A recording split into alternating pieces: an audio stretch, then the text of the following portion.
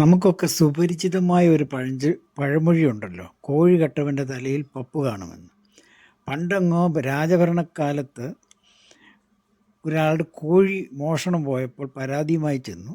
രാജാവ് ഗ്രാമവാസികളെല്ലാം വിളിച്ചു വരുത്തിയിട്ട് ഒരു സ്റ്റേറ്റ്മെൻ്റ് അടിച്ചു, കോഴി കട്ടവൻ്റെ തലയിൽ പപ്പുണ്ടല്ലോ എന്ന്.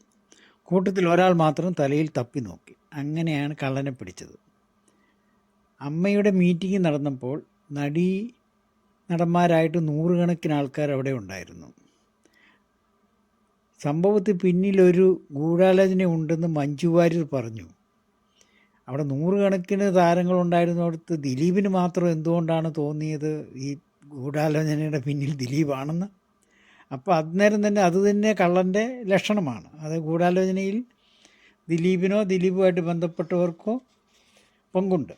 ഒരു സ്ത്രീയാണ് ഗൂഢാലോചന നടത്തിയെന്ന് പൾസർ തുണി പറഞ്ഞെന്ന് പറഞ്ഞു.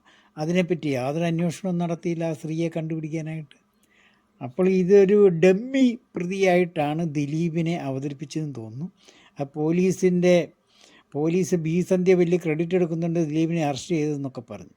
ഈ അറസ്റ്റ് തന്നെ ഒരു ഡമ്മിയായിട്ട് ദിലീപിനെ അറസ്റ്റ് ചെയ്തതാണ് വീട്ടിലുള്ള മറ്റ് സ്ത്രീകളെ രക്ഷിക്കാൻ.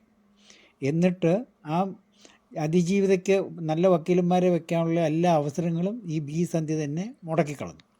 അപ്പോൾ ദിലീപിന് രക്ഷപ്പെടാനുള്ള വഴിയും തുറന്നു. ഇതാണ് ഇതിൻ്റെ അകത്ത് നടന്ന കളി. നന്ദി, നമസ്കാരം.